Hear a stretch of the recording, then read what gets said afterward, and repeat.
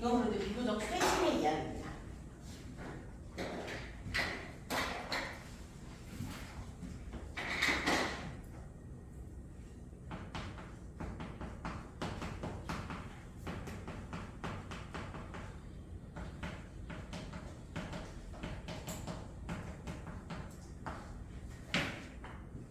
자, 여러분 그래서 첫 문단 독해 한번 해볼 겁니다. 이거 21년에 시행된 수능을 대비하기 위한 22학년도 수능 특강 사회문화 이론이죠.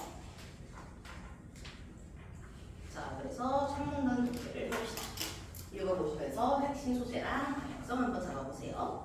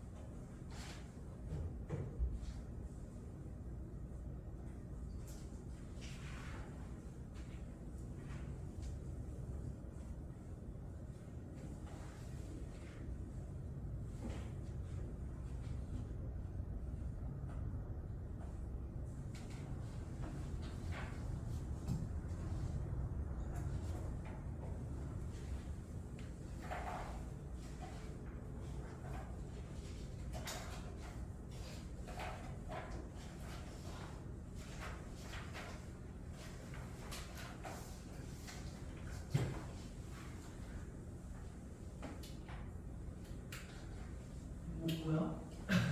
다 보여 여기서. 나봅시다. 첫 문단부터 볼게요. 여기까지 보고 싶시다 여러분. 자 봅시다. 리카도의 비교 오이론에 따르면 자 첫 문단 첫 줄부터 사람 이름이랑 이론이 나와 있네요. 그러니까 이 사람이 뭐 조금 더 구체적으로 얘기하자면 그러니까 이 사람이 핵심일 수도 있는 거고요. 별 영역이 없다면 적어도 이 사람의 개념은 알아야만 우리가 이 글을 이해할 수 있다는 걸 알 수도 있겠네요. 국제무역은 세계 전체의 생산을 증가시킨대요. 그래서 리카도라는 사람에 의하면은 우리가 국제무역을 한다는 건 세계 전체의 생산을 증가시키는 거래. 자 일단 뭘 알 수 있어? 적어도 이거는 무역에 대한 얘기, 즉 사회, 문화, 경제, 무역, 지문이구나라는 걸 알 수 있고요. 리카도라는 사람이 동양의 사람 아닐 거 아니야, 그렇지? 서양과 관련된 사회 지문, 경제 지문이라는 걸 알 수 있겠죠. 자, 그다음 한 나라가 다른 나라에 비해 두 재화의 생산 비용이 모두 낮아. 그러니까 지금 한 나라와 다른 나라라는 예시를 벌써 끌고 들어오고 있는 거야. 그래서 우리가 첫 번째 문장에서 얘기했던 게 분명 무슨 말인지 이해하기 어려웠을 거란 말이야. 그래서 그것을 이해시키기 위해서 예시를 끌고 들어오는 거야. 두 재화 모두에 절대 우위를 갖는다고 해. 그래서 한 나라, A 나라가 있는데 걔가 이 나라에 비해서 그냥 재화 생산 비용이 다 낮아. 그래서 절대적으로 봤을 때는 어때? 얘가 무조건 우위를 갖는 거야. 절대적으로 생산 비용이 낮으니까. 그렇지만 뭐야? 두 재화 생산의 기회 비용을 비교하면 두 나라 모두 상대적으로 더 나은 게 있다. 기회 비용이 낮은 애가 있다는 거야. 그래서 우리가 이 문장에서 잡을 수 있는 거는요. 일단 앞에서 무슨 얘기가 나와? 절대 우위라는 절대성에 대한 얘기가 나와. 그런데 그 뒤에 바로 이것은 뭐가 나오니? 상대성이라는 말이 나오죠. 그래서 절대와 상대가 지금 한 문장에서 나오고 있는 거야. 그래서 절대적으로는 어떻지만 상대적으로는 어떻다라는 식의 차이점, 대비 같은 것들을 확인해 주시면 좋겠죠. 자, 더 구체적인 예시를 들자면요. 국가 A는 장미 생산에 비교 우위가 있고요. 국가 B는 우위가 이때. 자, 얘들아, 비교 우위라는 말이 왜 나온 거야, 이거? 우리 제일 첫 줄에 뭐가 나와? 비교 우위론이라는 개념이 나왔고요. 그리고 두 번째 줄에 뭐가 나와? 절대 우위라는 말이 나오죠. 그럼 절대 우위의 반대말이 뭐야? 상대 우위 혹은 비교 우위가 되는 거야. 알겠지? 그래서 앞에서 언급했던 상대적으로 기회비용이 낮은 재화가 존재하게 된다는 게 무슨 이론이야? 비교 우위론이라는 걸 알 수가 있는 거야. 그래서 국가 A, B의 예시가 이어서 나오고 있습니다. 국가 A는 장미 생산에 비교 우위가 있고요. 국가 B는 컴퓨터 생산에 비교 우위가 있다는 거야. 상대적으로 더 유리하다는 거죠. 이때 국가 A가 국가 B의 시장에 공급할 장미를 생산하는 한편 국가 B가 국가 A 시장에 공급할 컴퓨터를 생산하는 데 각자 유리한 걸 만들어내는 거야. 양국의 생활 수준은 함께 향상될 수 있대. 왜? 각자 생산하기 쉬운 걸 생산하고 그걸 팔면서 이득을 얻는 거야. 상대방은 또 뭐예요? 그러면은 생산하기 어려운 것들을 상대국에서 가져오게 되는 거잖아. 훨씬 쉽게. 그러니까 같이 향상이 된다는 거야. 그래서 이게 뭐야? 압축하자면은 1문단 첫 번째 줄에 나왔던 세계 전체의 생산을 증가시킨다라는 거야. 그래서 A와 B가 각자 유리한 걸 생산해서 교환하는 게 바로 뭐예요? 국제무역이 되는 거야. 그치?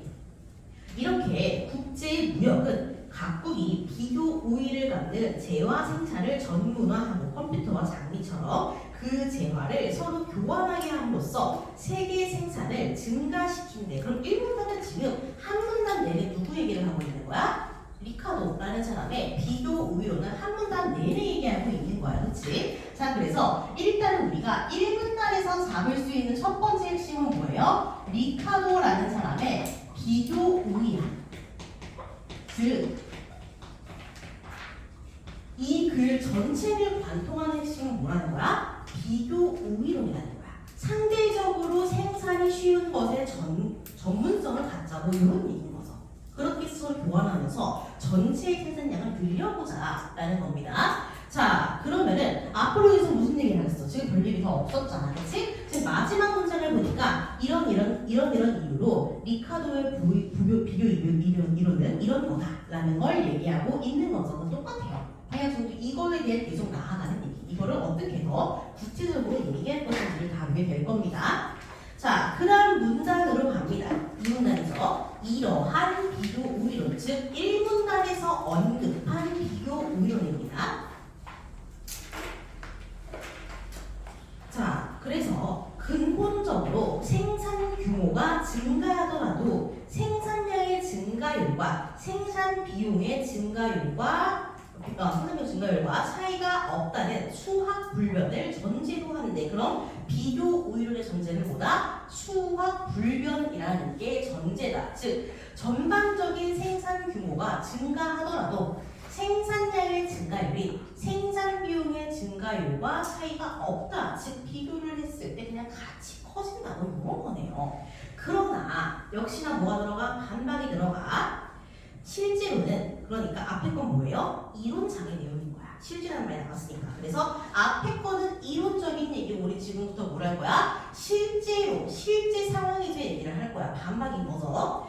많은 산업에서 규모의 경제가 발생한대. 자, 규모의 경제가 뭐예요? 그냥 커지는 걸 얘기하는 거야. 규모가 커질수록 뭐한다? 생산 규모가 커지면은 생산량의 증가율이 생산 비용의 증가율보다 커지는 수학 체증이 나타난다라고 얘기하는 거죠.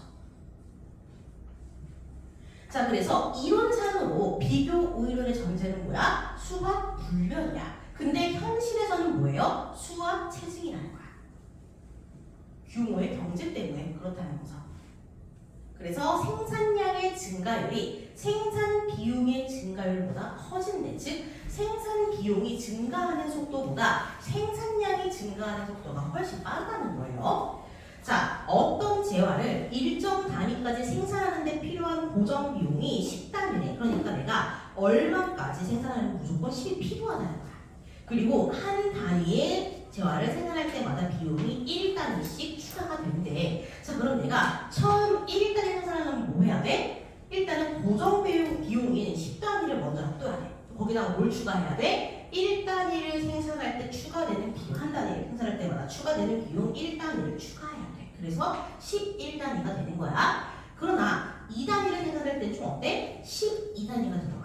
기본 비용 10개에다가 10단위에다가 2개를 추가하니까 추가되는 2단위를 더하는 거야. 자, 그래서 재화 1단위를 생산하는 평균 비용은 총 몇이야? 6단위가 되는 거야. 왜? 2단위를 생산할 때는 12단위가 들어가니까 나누기 한 6단위가 나오죠. 그리고 3단위 생산할 때 어떻게 돼? 10 더하기 3을 3으로 나누면 평균 생산 비용이 되는 거야. 그래서 점점 더 줄어들게 된다라는 예시를 숫자로 보여주고 있는 거야.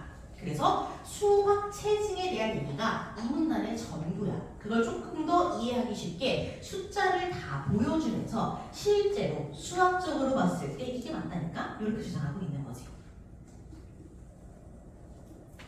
그렇죠? 자, 그 다음에 미국의 제조업 벨트 형성에는 자 어디로 바뀌어? 지금 미국 얘기로 바뀔 거야. 미국의 제조업 벨트 형성이라는 사례가 등장해. 이러한 수학 체증이 중요한 요소로 작용한대. 그래서 폴 그루먼이라는 사람이 등장해요. 폴 그루먼은 지리적 집중 모형이라는 새로운 방식으로 이를 설명하고 있대. 아, 그러면 우리가 앞에서 이 문단에서 얘기했던 거 있죠. 우리가 수학 체증은 실제고 수학 불변은 비교 오이론의 이론상의 얘기라고 했잖아. 근데 지금 수학 불변을 전제로 하는 이론이 앞에 나오고 지금 뭐가 나오는 거예요? 수학 체증을 전제로 하는 이론가인 폴 그루먼의 지리적 집중 모형이라는 새로운 이론이 나오고 있는 거야. 그럼 이제부터 뭐 해야 돼? 아, 지리적 집중 모형이라는 새로운 이론이 중요하겠구나 라는 걸 잡고 들어가야겠죠.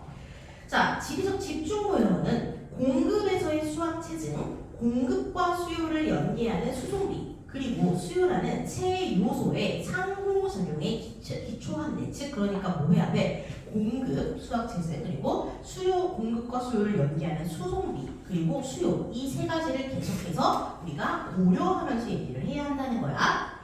동쪽과 서쪽이라는 오직 두 생산 입지만 존재하고 뭔지는 모르겠지만 이제부터 뭐 할 거야? 예시를 들 거라는 건 알겠어. 농산물과 공산품이라는 두 가지 생산물만 있으며 모든 국민이 이 두 가지 생산에 종사하고 있는 나라를 역시나 가정해 볼 거래. 가정을 통해서 예시를 줘서 이 지리적 집중 모형을 이해하게 하려고 하는 시도인 거야. 그래서 이 가정을 통해서 조건을 한정하고 있는 겁니다. 자, 농산물은 토지를 이용하여 생산되고 농부의 수는 양쪽 토지량에 비례하게 된대. 토지를 써야 되니까요. 기억은 제가 안 뺀 겁니다. 못합니다. 이 나라는 동쪽과 서쪽의 토지량이 동일하여 총 노동력의 60%를 차지하는 농부가 양쪽에 균등하게 분포되어 있대. 지금 모든 조건을 딱 맞추려고 하는 거야. 계속해서 공산품은 동과 서 어느 한쪽 또는 양쪽에서 생산될 수 있대. 어느 한쪽 입지에서만 생산된다면 다른 쪽 시장에 공산품을 공급하기 위한 수송비가 발생해. 왜? 동쪽에서만 만든다면 서쪽으로 보내야 할 거 아니야. 이거는 그치? 수송비가 발생하는 거고요. 양쪽 입지 모두에 생산된다면 수송비는 안 들어. 각자 쓰면 되니까 자급자족으로. 그렇지만 양쪽 모두에 뭐가 필요해? 공산품을 생산하기 위한 설비가 필요해. 그치? 그러므로 고정 비용이 2배가 되는 거야. 즉 고정 비용은 뭐예요? 우리가 공산품을 생산하기 위한 기초적인 공산 설비를 가리키는 말인 거야. 공산품 1단위나 수송 비용은 1단위고요. 한쪽에 공장 비용, 공장 설비를 갖추기 위한 고정 비용은 4단위라고 가정하는 거야. 그리고 해당 입지의 인구에 비례하게 되는 공산품에 대한 총수요를 10단위, 즉 우리가 앞에서 얘기했던 세 가지 요소를 지금 싹 다 규정하고 있는 거죠. 기업의 생산 입지에 따른 비용은 다음 표와 같이 나타나게 된대. 그럼 바로 뭘 봐야 돼? 표를 봐야 되는 거지. 자, 볼까요? 자, 이 표를 보시면요. 고정 비용도 나오고요. 수송비도 나와요. 근데 뭐는 언급이 안 돼 있어? 지금 세 가지 요소 중에서 수요가 언급이 안 돼 있지. 수요는 어디에 나와? 글로만 나와 있잖아. 그렇지? 그럼 옆에다가 뭘 적어놔야 되니? 총 수요 10단위를 적어놓으면 조금 더 이해하기가 쉬운 거야. 왜? 애초에 우리가 세 요소의 상호작용을 고려하기로 했으니까 세 요소를 그냥 한 곳에 몰아넣으면 이해하기가 편할 거 아니야. 그죠? 자, 그다음 이 나라에서 만약 기존의 모든 제조업이 동쪽에 집중되어 있대. 즉 공산품을 생산하는 게 싹 다 동쪽이라는 거야. 그러면은 동쪽의 공산품 수요는 농부의 수요 3단위와 제조업 노동자의 수요 합쳐가지고 7단위가 될 거래. 자, 그렇대요. 그리고 서쪽의 공산품 수요는 농부의 수요만 존재하기 때문에 3단위가 될 거다라는 거지. 그 합쳐서 뭐예요? 10단위가 되는 거야. 그죠? 이때 한 기업이 동쪽에 공장을 세운 후 그 단일 공장에서 동쪽과 서쪽 시장에 공산품을 공급한다면 공장 설비를 갖추기 위한 고정 비용 일단 4단위 들어갈 거고요. 수송비 3단위가 들어갈 거야. 그죠? 이는 서쪽의 단일 공장에서 전국 시장에 공급할 때 발생하는 총 비용 11단위보다 유리하대. 우리 이거 뭘 통해서 알 수 있어? 표를 통해서 알 수 있는 거야. 얘들아. 어디서 나온 게 아니고 표에 나와 있는 걸 기반으로 얘기하는 거야 지금. 자, 그래서 동쪽에만 집중, 서쪽에만 집중을 모두 봤을 때 우리 뭘 본다는 거야? 생산 이치가 동쪽일 경우와 서쪽일 경우를 비교해가지고 총 비용을 따지고 있는 거야. 알겠죠? 표를 보면서 이해하는 거야, 이거 지금.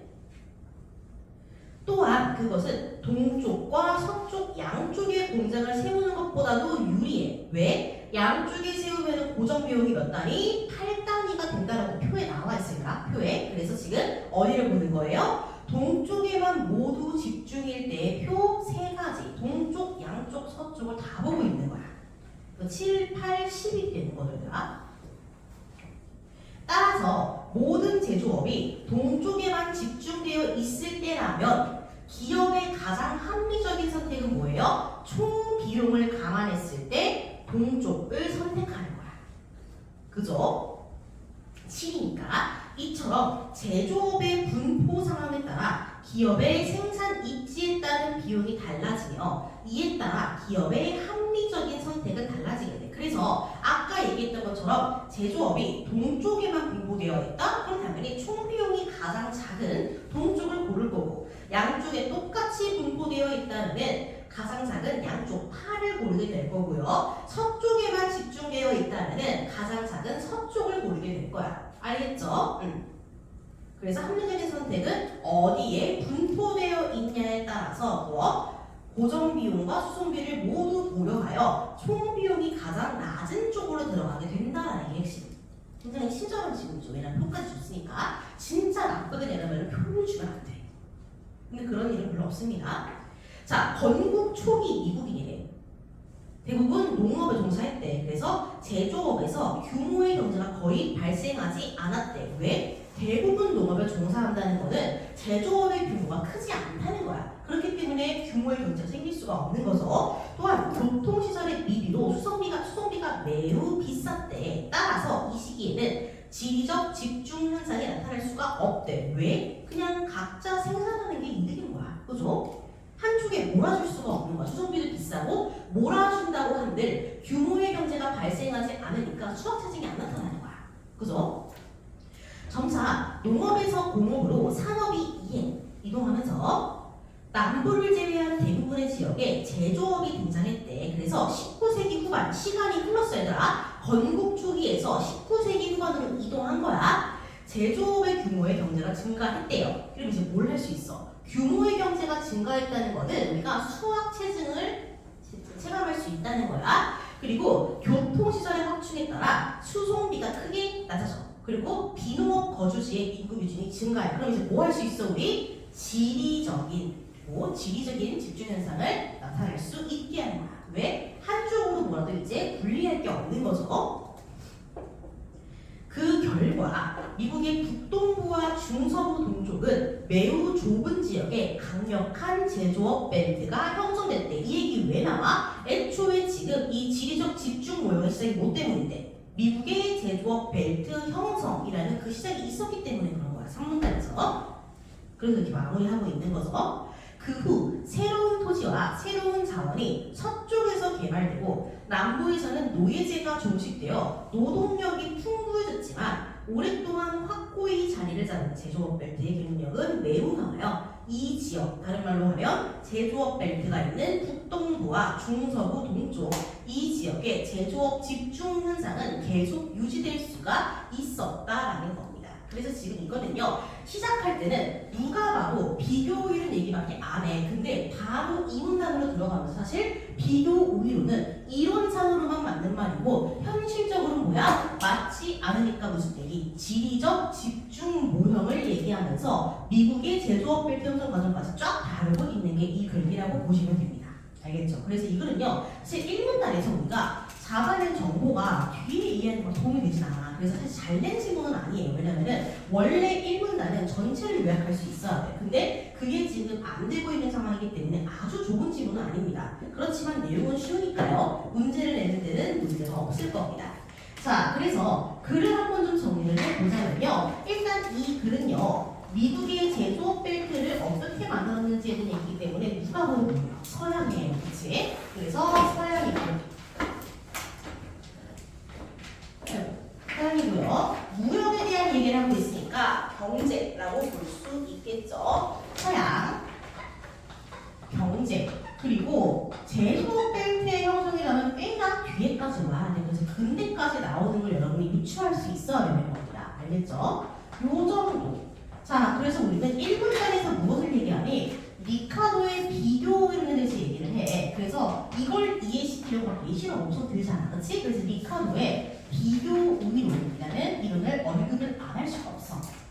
그래서 이 비교 우위론이 이론상으로 다룬 건 뭐예요? 수학 불변이야. 그치? 이 비교 우위론은 수학 불변으로 이어서 근데 이건 어디까지나 뭐예요? 이론이었고요. 이게 맞는다 안 맞는다? 현실에서는 맞지 않는다라는 비판을 받게 돼. 그래서 이거는 어디까지나 이론적인 내용이었고 그 이론에 의한 한계 때문에 뭐가 등장해? 현실에서는 다른 게 등장할 수밖에 없는 거야. 그쵸?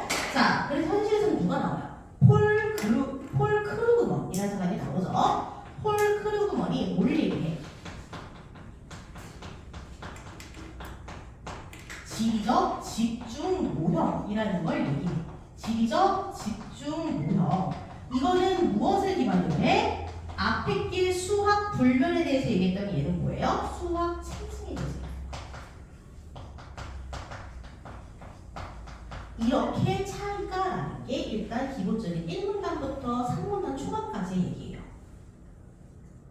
알겠죠? 그래서 이번 애초에 이게 이론상으로만 맞는 말이고 현실에 적용되지 않는다는 문제를 발견하고 일종의 해결로서 등장한 거기도 해요. 알겠죠? 그래서 문제와 해결이기도 하다. 자, 그래서 이 수학 체증의 베이스는 뭐야? 규모의 경제야. 알겠지? 그래서 수학 체증에는 얘기가 나오면 반드시 뭘 떠올려? 규모의 경제를 떠올릴 수 있어야 하는 거야.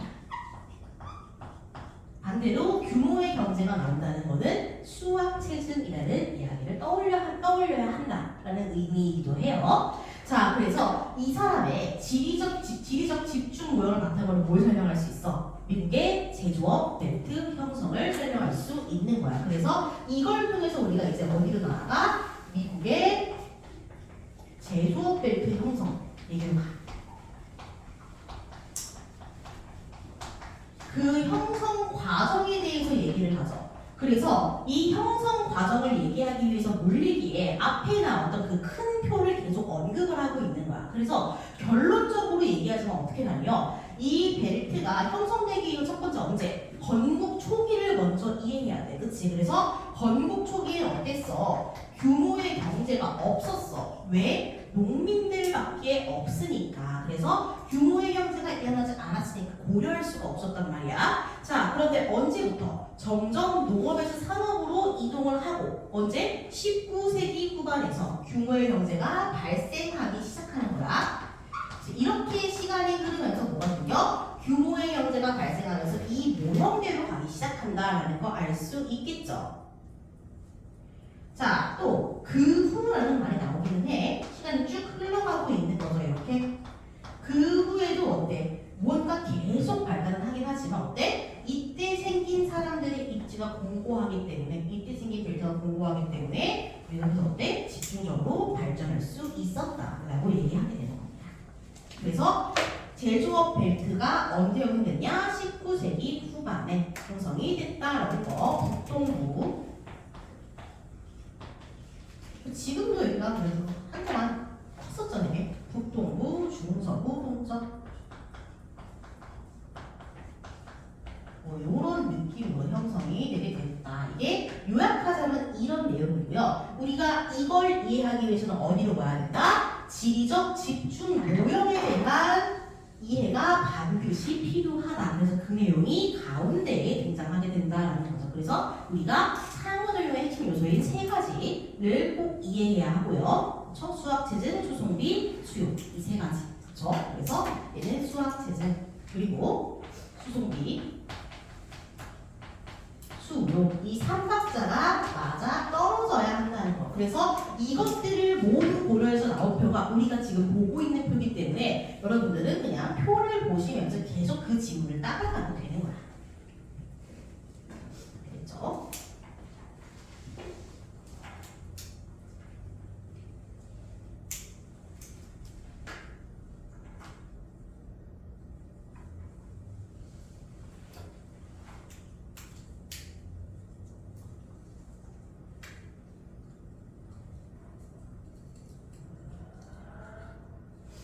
자, 그래서 이렇게 정리하시면 되고요.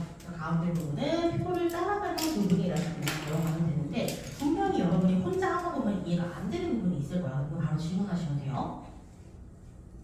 알겠죠? 그래서 혼자 하다가 이해 안 되는 거 질문하시고요. 간단하게 좀 정리하자면 이런 내용이다. 라고 보시면 될 것 같습니다. 그래서 당연히 어렵게 내려면은 이 표를 건드리는 수밖에 없어요. 문제에서는. 그래서 이렇게 조금 정리를 해볼 겁니다. 자, 그래서 쉬었다가 뒤에 이제 마지막 남은 과학기술 지문 한번 같이 볼 겁니다.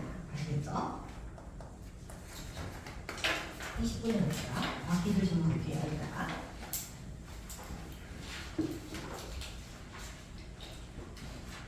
네, 30분으로 가자. 무슨 소리죠?